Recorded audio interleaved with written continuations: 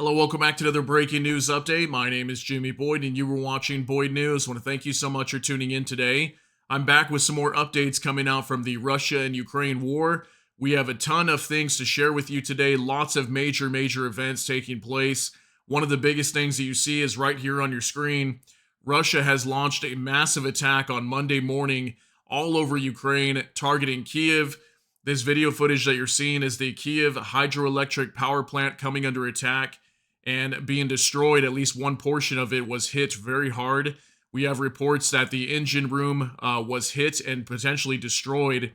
And we've got power outages all over Ukraine right now. The Kiev region has no power. We heard as well that in the Odessa region, they have no power as well. I don't know if at the time that I record this, maybe they've got these facilities back online, but last we knew, Odessa and Kiev regions are completely out of power, okay? The substations in both of those areas have been hit hard by Russian missiles. So we've got lots and lots of things to share with you here today. We've also got some crazy news coming out from Poland in a little bit as well. But definitely a massive attack from the Russians has taken place here in the last 12 hours. So I want to go over all these details that have been happening throughout this war. We also have Ukraine attacking inside of Russia with drones as well. So much information to go into. I just want to go ahead and start diving into this and start sharing this news with you because we've got so much to go over. So let's go ahead and jump on over to X now. So this is a post from Volodymyr Zelensky to give an update on the situation when Ukraine was attacked by hundreds of drones and missiles, okay? We're talking upwards of 60 plus missiles that were fired and something like 100 or more Shahed drones. These are Iranian-made drones that were fired into Ukraine just in the last 12 hours. So very massive hit. We've got lots of damage. Civilians, unfortunately, have been killed in this attack as well. So we're not going to read this just because Volodymyr Zelensky will basically sum up everything that's been going on here in the last 24 hours since this attack took place. So he will basically update us and just give us some information as to what's going on here after this attack. So go ahead and take a look at what he has to say. Дорогі українці, українки, зараз по всій країні триває ліквідація наслідків російського удару. Це був один з найбільших ударів, комбінований, більше сотні ракет різних типів та близько сотні шахедів. І як більшість попередніх російських ударів, цей такий же підлий, націлений на критичну цивільну інфраструктуру. По більшості наших регіонів, від Харківщини та Києва до Одеси і наших західних областей, на жаль, є загиблі. Мої співчуття всім рідним та близьким. Є десятки поранених. Усім надається необхідна допомога. Багато пошкоджень в енергетиці, але всюди, де є відключення електрики, вже тривають відновлювальні роботи. Наші ремонтні бригади працюватимуть цілодобово. Електрику повернемо. В усіх містах, громадах, які цього потребують, мають зараз відкритися пункти незламності. І дуже важливо, щоб наші партнери реалізували те, про що ми з ними домовлялися. Системи ППО, ракети до них. А також ми нарешті маємо прийти до спільного збиття російських ракет і дронів. Сьогодні були у них мішені на Волині, на Львівщині, на Франківщині, Вінницька область, Хмельницька, наша Тернопільщина, в різних наших регіонах України ми змогли би зробити значно більше для захисту життя, якби авіація наших європейських сусідів працювала разом з нашими F-16 і разом з нашою ППО. Якщо така єдність, очевидно, ефективно спрацювала на Близькому Сході, це повинно працювати і в Європі. Всюди життя має однакову цінність. Ще одне. Путін собі не зраджує, це хвора істота, всім вже давно зрозуміло. Але так само зрозуміло він може робити тільки те, що світ йому дозволяє робити. Слабкість, недостатність рішень у відповідь живить терор. І кожен лідер, кожен наш партнер знає, які сильні рішення потрібні, щоб всю цю війну припинити і припинити справедливо. Не може бути в Україні обмежень в далекобійності, коли у терористів немає таких обмежень. Не може бути у захисників життя обмежень у зброї, коли Росія використовує і власну зброю всіх типів, і шахеди, і балістику з Північної Кореї. Америка, Британія, Франція, інші партнери мають силу, щоб допомогти нам зупинити терор. Потрібні рішення. Слава Україні! Okay, guys, we can see from this video that clearly Volodymyr Zelensky is very upset by this attack, and he's been calling for a very long time to have the Western partners allow them to strike inside of Russian territory deep on these airfields that are launching these bomber planes, these Tu-95s that were used last night. Tu-22s were used as well, or just early this morning, excuse me, while people were heading to work. So Ukraine wants to obviously go after these airfields and destroy these bomber planes that are being used to drop these missiles all over Ukraine. Okay, and this was a perfect example of that today. And we also knew that this was going to take place because I just let you guys know a few days ago, probably about 3-4 days ago, it was reported from the U.S. Embassy inside of Ukraine that Russia was going to go after civilian infrastructure very soon and retaliate for the incursion in the Kursk region that we've been talking about. I also have some updates coming out from there as well. So just so many things to talk about today. So we're going to go ahead and keep moving so I can share some of this news with you. So this is also from Volodymyr Zelensky and posted by Max24. There are defense packages from partners that have not been implemented for months. There are agreements on air defense that are still at the implementation stage. It is necessary that there are no delays in logistics. This is especially important now. So he's been coming out so many times, again, talking about this, that Western partners are delaying weaponry to Ukraine, that Ukraine has the upper hand right now, that if they had the proper weaponry, if they had the amount of tanks they need, the amount of let's say long-range missiles that they've been asking for so they can strike these airfields, they wouldn't be coming under attack the way that they are. And he obviously is very upset by this because the longer that the decision for the West to allow them to use long-range weapons to go after these airfields in Russia, the longer that is delayed, the more innocent people, unfortunately, will lose their life in this war in Ukraine. So obviously he's very upset by that. So definitely a big issue and a very vital topic that's being discussed right now, to see if Ukraine can now go after these targets all over Russian territory and go after these airfields, okay? So these bombing runs can stop. So also, take a look at this from Koba. Approximate route of missiles and drones during the strike on Ukraine. A huge Russian missile launch against Ukraine is involving 6 Tu-22 bombers, 9 MiG-31K fighter bombers, 11 Tu-95 heavy bombers, 2 Su-57 fighter bombers, 4 caliber cruise missile ships, 100 plus geranium, I don't know if it's geranium or geranium drones, which I believe are the Shahed drones that come from Iran, and also multiple Iskander-M missiles, okay? So lots and lots of different types of missiles and potentially over 100 drones were used. And again, I think when it comes to the Iranian drones, it's very interesting that, we're continuing to see Iranian drones flying into Ukrainian territory. Just a few days ago, when Ukraine was holding their ceremony and celebration for, 33 or 34 years, something like that, of independence in their country. And at the same time, we have Iran coming out and saying, congratulations on your independence, while at the same time, Iranian drones are flying into Ukrainian territory and ravaging their country. So very horrible. But take a look at this map. We've got a map here of Ukraine that shows the trajectory of all these drones and missiles that were flying into their country. So clearly it's primarily on the central and western portion of Ukraine.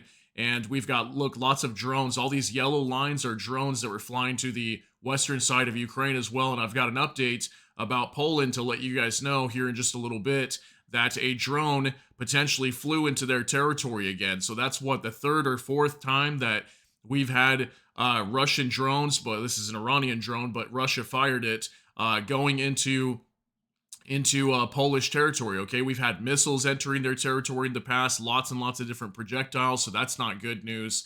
So we'll go ahead and keep moving here. From Bliskovka in the Kiev region, 2 energy facilities were damaged. Kiev Regional Military Administration reports. So 2 energy facilities were damaged. As far as I know, it's the one in Kiev, the hydroelectric power plant that I showed you guys on the waiting screen. We'll watch that video here in just a little bit. And also we have a power substation that was destroyed or at least hit in the Odessa region as well of Ukraine. That's southern Ukraine. 22 private houses were damaged due to falling fragments of downed enemy targets.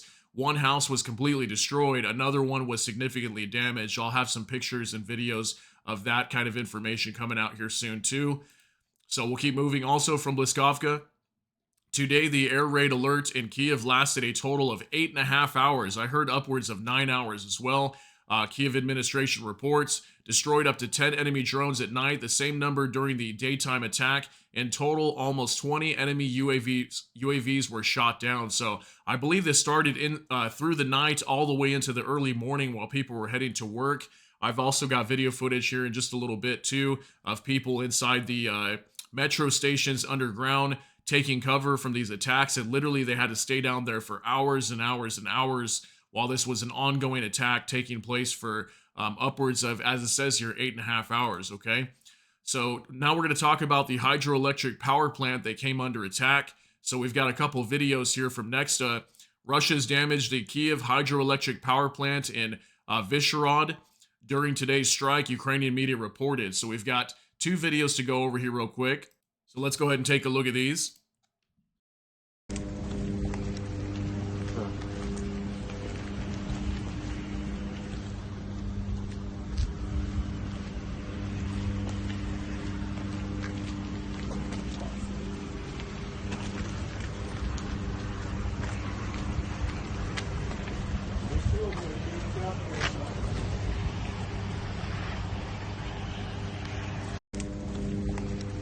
Okay, so we could definitely see a direct hit right here from a Russian missile that struck the Kiev's hydroelectric power plant. And again, we've got major reports of power outages. Many of their energy facilities, energy companies in Ukraine are reporting power outages all over the country. And D-Tech is reporting that. Ukrenergo is reporting that. So major hit here we can see to the hydroelectric power plant in Kiev. And we've got another video to take a look at as well.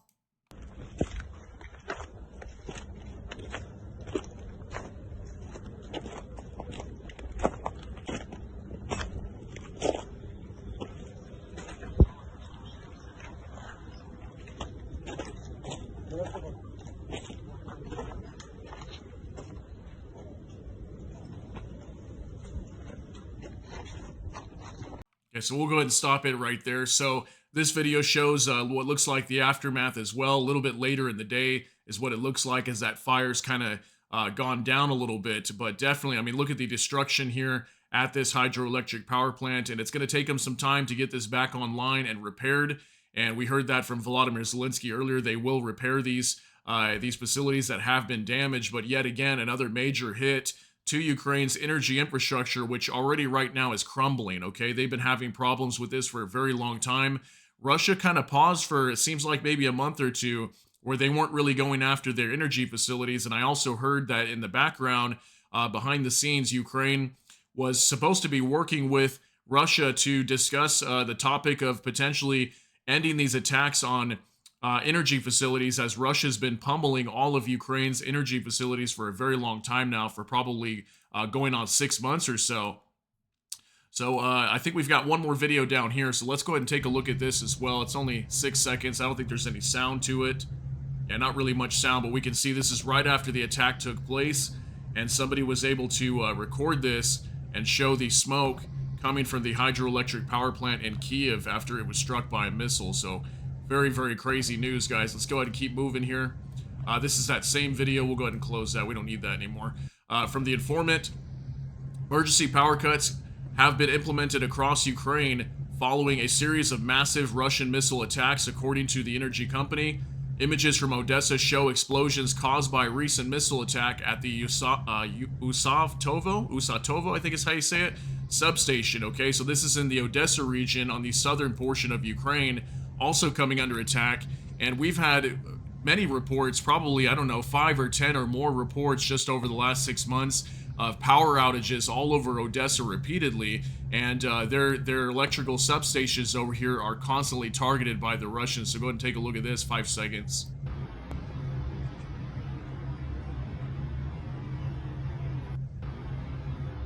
Okay, so as we can see here, very large black plume of smoke. So it looks like that thing got hit very, very hard.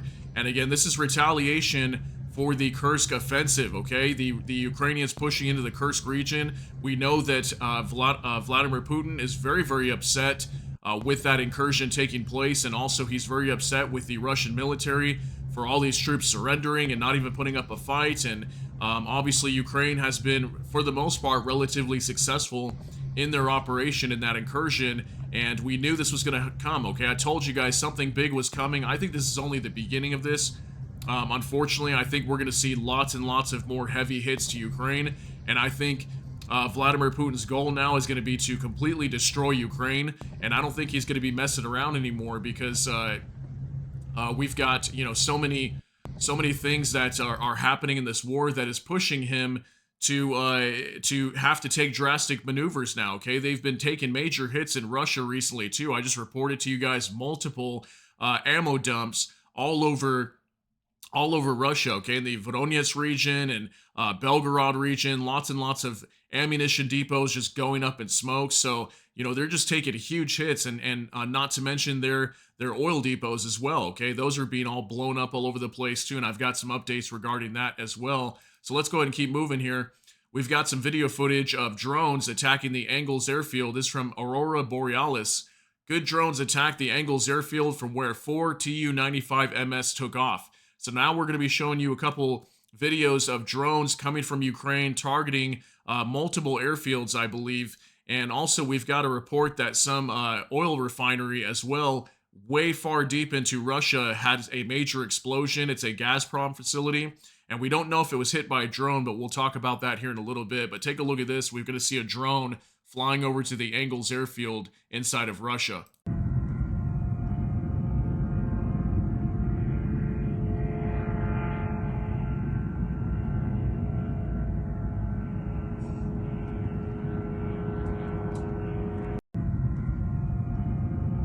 So there goes one of Ukraine's attack drones heading over to the Angles airfield to try to destroy some of the heavy bombers that they have stationed at the Angles Air Base. And we've seen the Angles Air Base come under attack at least 2 or 3 times just in the last 3 months. I've reported that several times. So we don't have any confirmation as if anything was hit or if there's any destruction or anything like that. This looks to be a smaller drone attack from what I'm seeing just from some of these claims coming from independent medias. It doesn't look like it was a huge drone attack targeting airfields inside of Russia like what we've seen recently, but definitely, nonetheless, some drones heading over to these air bases inside of Russia. So also, Vicegrad 24, Ukrainian suicide drone hits a residential tower in Saratov, Russia. The drone attacked the Angles Air Base that houses some of Russia's Tu-95MS long-range bombers.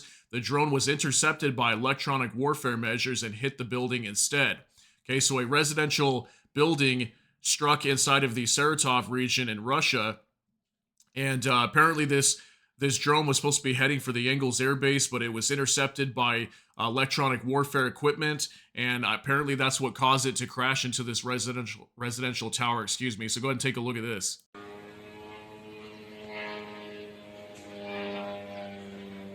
Блять, это пиздец, сука!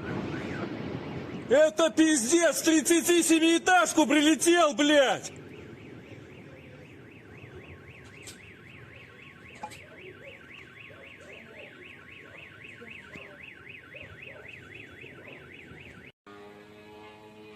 Okay, so we can clearly see this drone flying right here, crashes into this residential building here, and we don't have any reports as if anybody was injured or anything like that. And I know Ukraine is getting a lot of pushback for this video popping up online as well, because obviously Ukraine should only be going after military targets, and for the most part we do see that. But if this thing was intercepted by electronic warfare systems, it is possible. I mean, we can kind of see it is swaying there. If you can see, it's kind of swaying left and right, so maybe it lost control and crashed into this tower.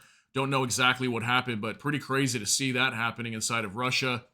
Also, from Kiev Post, as millions of people all across Ukraine experience the horror of one of the largest Russian missile attacks of the entire war, let us hope that Ukraine's allies are finally reviewing the policies that forbid Ukraine from putting a stop to it. So what they're talking about here, Obviously, one of the biggest missile and drone attacks from Russia to date. And also, they're hoping that, obviously the United States and Western partners will allow them to start striking these airfields, okay? Because obviously, how did all these missiles end up into Ukraine? Well, they came from these fighter bombers and heavy bombers coming from, for example, the Engels Air Base that came under attack by drones, supposedly. They want to be able to go after these with long-range cruise missiles and ballistic missiles that are being given to them right now.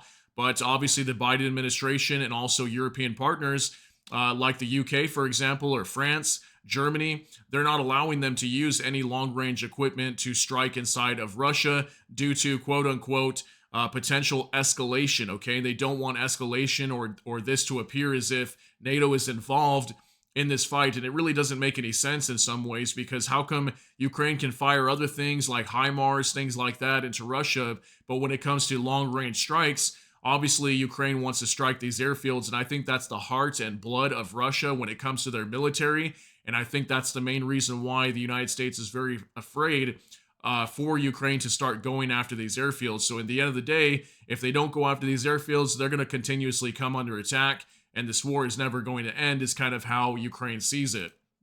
Okay, so also from Jason J. Smart, Kiev, Ukraine, Metro this morning, as the explosion of North Korean missiles and Iranian drones sent by Russia to murder rocked the capital.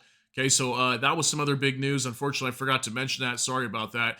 North Korean missiles were also entering Ukraine, and that's why Volodymyr Zelensky said it was a various types of missiles that were entering Ukraine. We had, like, I think KH-101 cruise missiles. We had Kinzhal missiles, hypersonic missiles, all kinds of different missiles being used.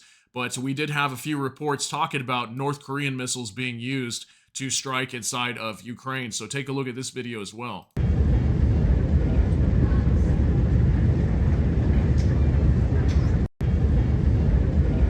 Okay, so just a 6-second clip there. We can see this metro station packed with people, and they had to stay down here for upwards of 6 to 8 hours until the bombing runs were done all over Ukraine. So I mean, this is going to continue to happen, and it's going to get much worse in the coming days, because we know that, you know, Russia's pretty much fed up at this point, and I'm sure they want to destroy Ukraine, especially for that incursion. They definitely want to punish them for pushing into their country. So also a couple updates coming out from the Kursk region. Next to reports, Ukrainian troops have occupied 2 more settlements in the Kursk region. Volodymyr Zelensky claims in his evening video message on August 25th, Volodymyr Zelensky said that the Ukrainian armed forces had advanced 3 kilometers in Kursk region and occupied 2 settlements. The Russian authorities have not yet reacted to this statement. So we have a couple updates in the last day or so.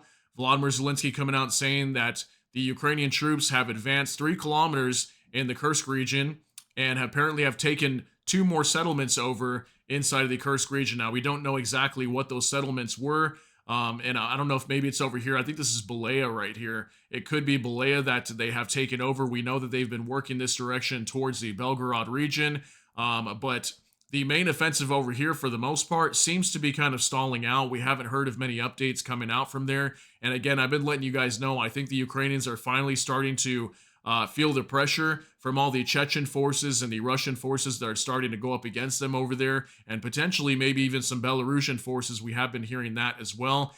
So I think that's why they're kind of starting to slow down now. Also, Ukraine News Live, the U.S. and Britain have begun providing Ukraine with fresh satellite images of Kursk region, which will allow the AFU to quickly track the movement of Russian units. So, yet again, more proof we're seeing that NATO is very heavily involved in this war, and that's also something that Vladimir Putin is very upset with.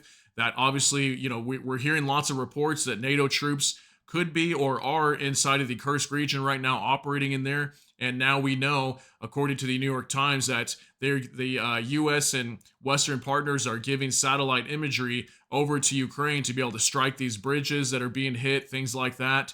And it's really helping out Ukraine as they push into the Kursk region. Also from OSINT Technical, Kursk Oblast, Ukrainian forces successfully downed a Russian Mi-8 AMTSH helicopter with an FPV drone, which is a first-person view drone. It's a small quadcopter drone. The FPV drone hit the Mi-8 in the tail rotor, forcing the Russian helicopter to make an emergency field landing, suffering severe damage. So here's a picture of it. This thing was apparently shot down. I mean, imagine that by a FPV drone. Okay, this is probably one of the smallest drones you'll ever see. They're very similar to the small drones that you see people using in civilian life. Okay, when they attach cell phones to them, you might have a best friend that uses them, flies them around a park or maybe some over some rivers, kind of take some video footage, record things. Yeah, that's what the Ukrainians are using, and they've got thousands of these. And definitely drone warfare is something that's very vital to the Ukrainians. They've been using these for a very long time and have had massive hits, not just on helicopters, but tanks and all kinds of equipment from the Russian military being destroyed using FPV drones. Also, this was some big news that came out just a couple days ago. Next to reports, a Reuters security advisor was killed in Kramatorsk when Russian occupiers struck the hotel where the journalists were staying. So this was a very big report. Reuters obviously reported on this. One of their journalists, they actually had multiple journalists staying at a hotel in Kramatorsk. This is over on the eastern side of Ukraine in the Donetsk region, and it was struck by a Russian Iskander missile, if I'm not mistaken. And we had reports that there were several journalists inside this building, up to 6 of them from Reuters, I believe. And we had a British journalist that was unfortunately killed here in this attack. And I believe he may have been working for Reuters, but definitely there were some Reuters journalists inside this building. So I don't know what the main target was for the Russians. Maybe they had some information that there was Ukrainian troops in there. I have no idea. But definitely they targeted this building that had Reuters journalists inside of it. Okay, so also we've got video footage of a Russian missile. I think it's a cruise missile coming into Ukrainian territory at the Kiev Sea. Says from Bliskovka, one of the Russian missiles hit the Kiev Sea. So I think this was very close to the Kiev hydroelectric power plant. And check out this video. One of these missiles end up striking in the sea right here.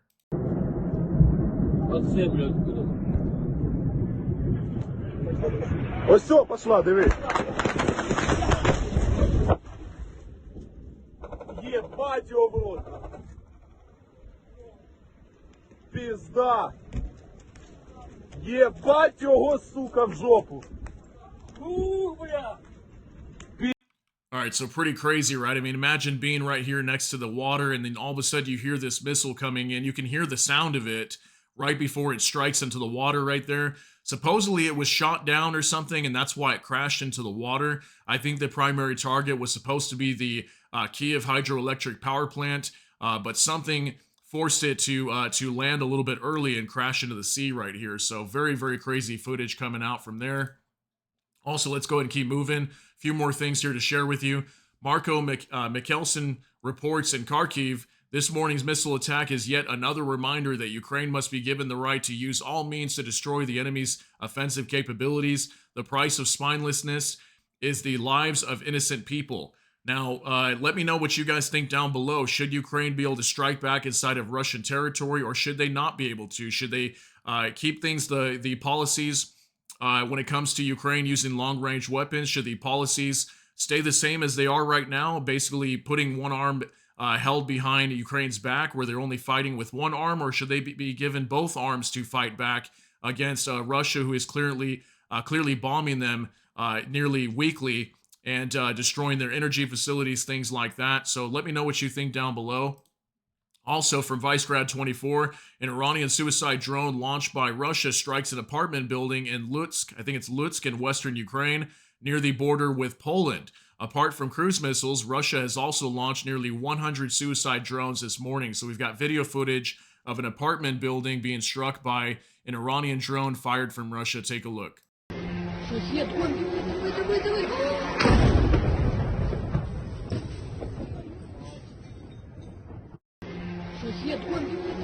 Okay, so we can hear that drone coming in. We see that thing strike the top of that building, and this is an apartment building in western Ukraine. Okay, so very crazy. I mean, again, I don't know what the target of this was, but this is what Volodymyr Zelensky has come out and said here in the last 24 hours, that lots and lots of civilian infrastructure has been targeted. And again, we also knew from the U.S. Embassy in Ukraine warning that civilian infrastructure was going to be targeted, and, electrical substations, things like that. And that's exactly what we are seeing. Okay, so also from Bliskovka, photos of the aftermath of the Russian Shahed drone hit an apartment building in Lutsk, says SES. UPD reports another house was also damaged in Lutsk as a result of a Russian attack, reports the regional military administration. So we've got a few photos to go over here. We can see firefighters going inside the building to put out the fire that has taken place from this attack.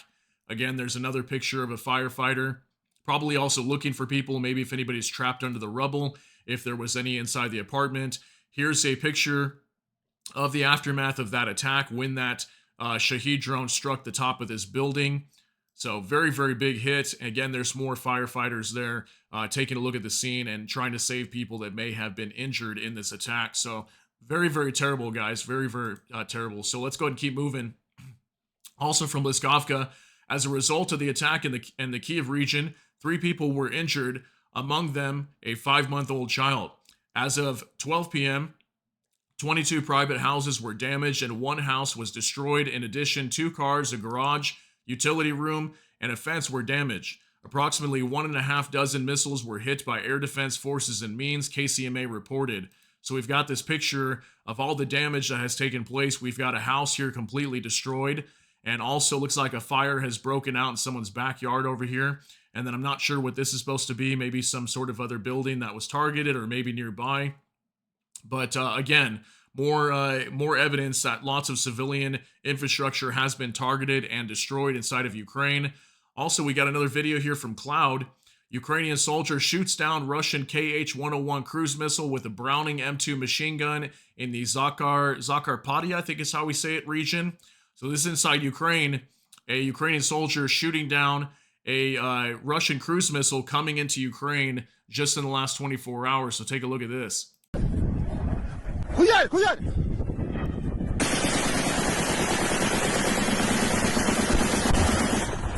Збив! Збив! Збив! Хуярь! So what an amazing shot, right? I mean, look at that Browning M2 machine gun going off and taking down that cruise missile coming into Ukraine. And, because Ukraine doesn't have the most air defenses, they can't cover their entire country, with all the Patriot missile systems that they have. So they have to resort to things like this, like using a Browning M2 machine gun to shoot these things down. So that's great that they were able to shoot it down, though. I mean, that's one less missile that's going to go and target somebody's house or potentially harm somebody inside of Ukraine. So they were able to shoot that thing down. Pretty cool to see that. Also from Jurgen Nodit, because of the threat of Russian missile attacks on western Ukraine, Poland has increased its Allied air power in the southeastern part, operational command of the Polish army. This does not help Ukraine. NATO has been discussing shooting down Russian missiles in western Ukraine for months. They will probably still be discussing in 6 months. Okay, so we know that the president, Andrzej Duda, just went to Ukraine the other day while Ukraine was celebrating their anniversary of independence. And while he was there, they did discuss a lot about trying to help out Ukraine shoot down Russian missiles and drones coming to the western side of Ukraine, close to the Polish border, because obviously their border has been violated many times, and we're going to talk about that here in just a minute, that it looks like this has happened again for probably the 3rd or 4th time or more. Poland obviously wants to get involved and help out, but what we keep hearing is the United States keeps coming out and telling them, do not get involved because of escalatory reasons. They don't want Russia to be able to say that, NATO's involved in this war, and then they can go to war with NATO, and then obviously that's a bad situation because we could have nuclear war, or at least bare minimum a major war between NATO and Russia, so that's obviously not a good thing, right? So Poland really wants to help out right now, but it seems like they're unable to at the moment. But they did deploy some of their F-16 fighters over the western or eastern side of Poland, and this was to protect their skies as these attacks were coming in. But I'm going to let you guys know we've got a drone reported that came into Polish territory. So take a look at this from next to a UAV probably crashed into Polish territory during the Russian attack on Ukraine. During the massive Russian attack on Ukraine, which took place on the morning of August 26, a yet unidentified object entered Polish airspace and apparently landed on Polish territory. This was stated by the operational command of the Polish army.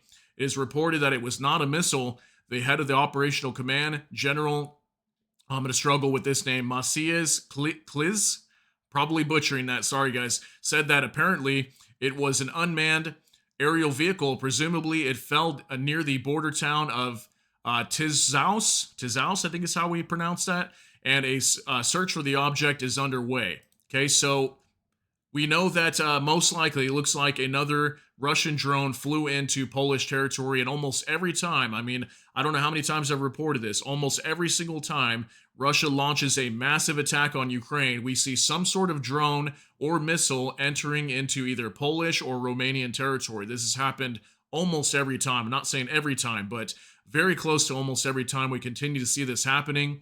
At what point does this count as an attack on NATO? At what point does NATO invoke Article 4, okay? And then potentially move towards Article 5? I don't know, but we continue to see this, and at some point, one of these nations have to stand up and do something about this, because this continues to happen every single time, and it's just it's definitely very dangerous, though, because it's getting us closer and closer to inevitable war between NATO and Russia.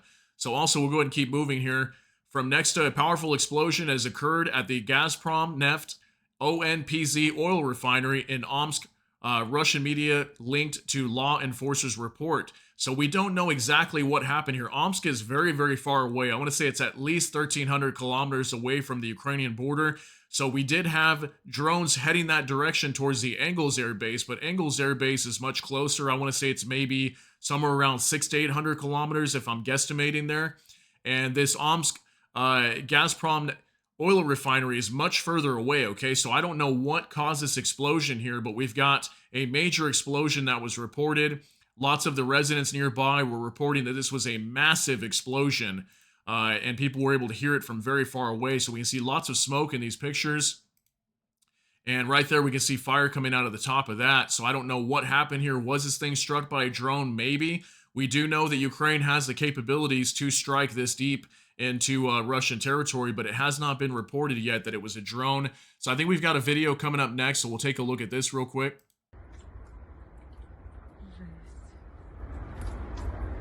Это завод, да, наверное? Да.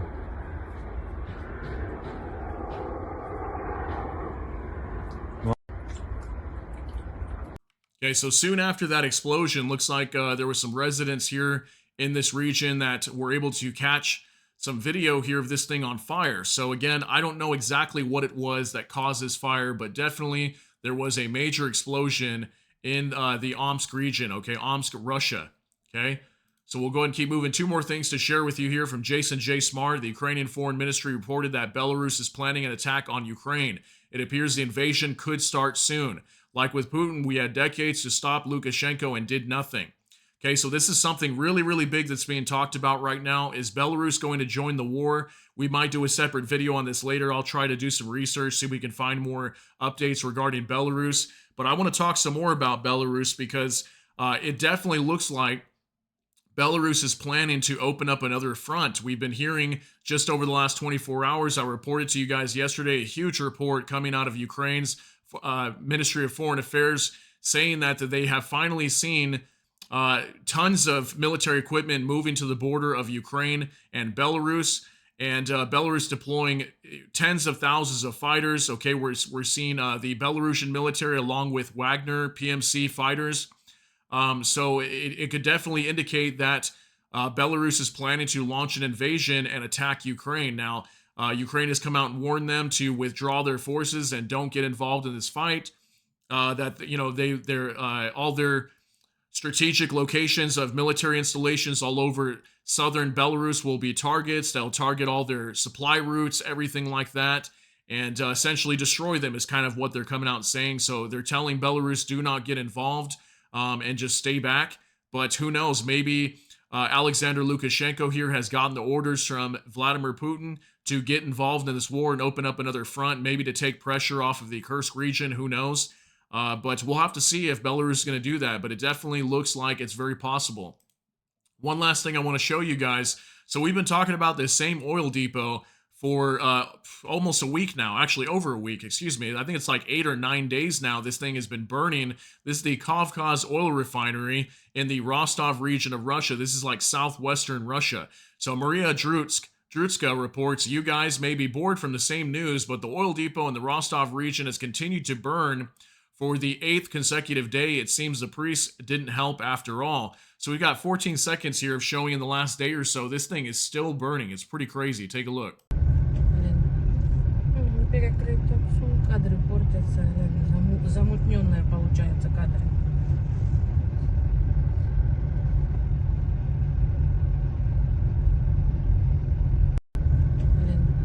All right, so in this region, a lot of the residents have been coming out in the last maybe 48 hours reporting that the smoke is so thick that people can almost barely breathe. So it's very unfortunate for the residents of this area that have to deal with this, but this was struck multiple times. I think it got struck at least twice by Ukrainian drones. It's a major, major oil depot that has lost well over $200 million from the damage and the oil that has been lost as well at this facility.